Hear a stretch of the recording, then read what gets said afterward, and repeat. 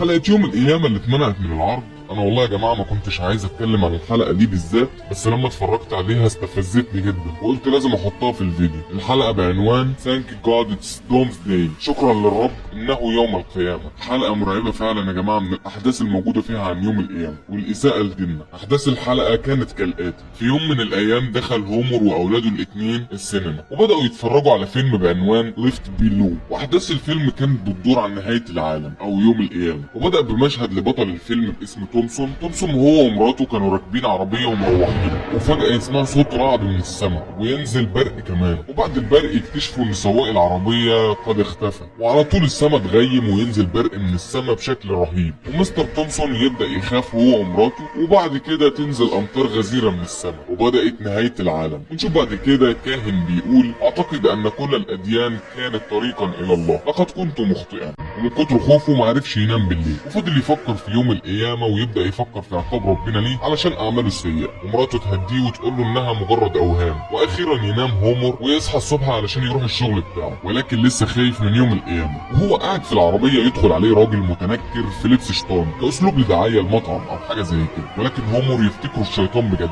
ويجري هومر بالعربية علشان خايف منه. وبعد كده في مشهد تاني ينزل على هومر نقطتين دم من السماء. وفي امريكا عندهم اعتقاد ان من علامات يوم القيامة ان السماء تمطر دم، فيبدأ هومر يخاف اكتر وما يعرفش ان الدم ده نازل من الخيط اللي الطيارة شايلاه. ويبدأ هومر يفكر ان يوم القيامة قرب ولازم ياخد موقف، ويروح على مكتبة علشان يشتري كتاب بيتكلم عن يوم القيامة علشان يحسب باقي عليه كام يوم، استغفر الله العظيم يعني. ويشتري الكتاب ويروح، ويبدأ هومر يعمل حساباته علشان يعرف باقي كام يوم بالظبط على يوم القيامة. وبعد ما يعمل حساباته يكتشف ان يوم القيامة في 18 مايو تحديدا الساعة 3:15. يعني حاجة في منتهى الضحك والله يا جماعة، يعني باقي عليه اسبوع. وبعد كده ينزل هومر الشارع، ينزل ومعاه جرس ولوحة مكتوب عليها النهاية قد اقتربت او النهاية اقتربت بس. ويجي مذيع ويوقفه في الشارع ويسأله بتعمل كده ليه؟ وهومر يقول له: انا بعمل كده علشان ادخل الجنة، ممكن ربنا يدخلني الجنة عشان انا بحذر الناس من يوم القيامة، علشان النجوم هتقع على الارض والقيامة هتقوم. ويضحك المذيع عليه ومحدش يصدقه. وبعد كده يروح هومر البيت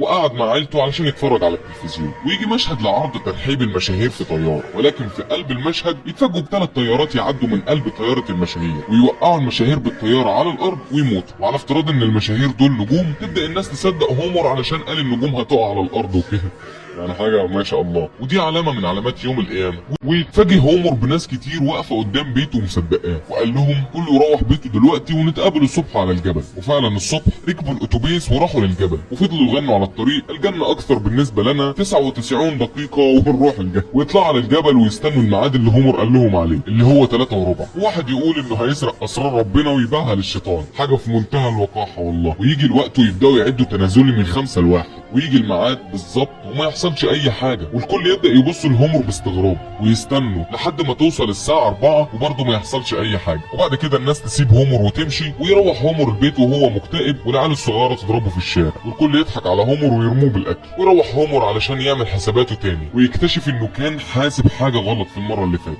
ويبدأ يزعق تاني علشان ينبه الناس، بس المرة دي محدش صدقه والكل سابه ونام حتى عيلته. ولكن هومر سابهم كلهم وطلع الجبل لوحده. وتيجي الساعة على الميعاد ولكن برضه ما يحصلش اي حاجة، ويقول هومر انه غلط تاني. وفجأة يلاقي نفسه طاير في السماء من غير هدوم، من غير اي هدوم حرفيا، ويلاقي نفسه في الجنة. ويقابل ملك ويقول له: هومر سيمبسون مرحبا بك في الجنة. يعني ايه في ايه تاني بعد كده؟ ولبسه هدوم وخده يتفرج على الجنة، ويقول له ان اي حاجة تتمناها في الجنة بتتحقق او لازم تحصل. ويتمنى هومر ان الملك دماغه تنفجر، وفعلا دماغ الملك تنفجر. ويبدأ هومر يسأل عن عيلته، فالملك يجيب له عيلته على شاشة كده وهم بيولعوا وبيندموا ان هم ما سمعوش كلام هومر. وندخل على اوسخ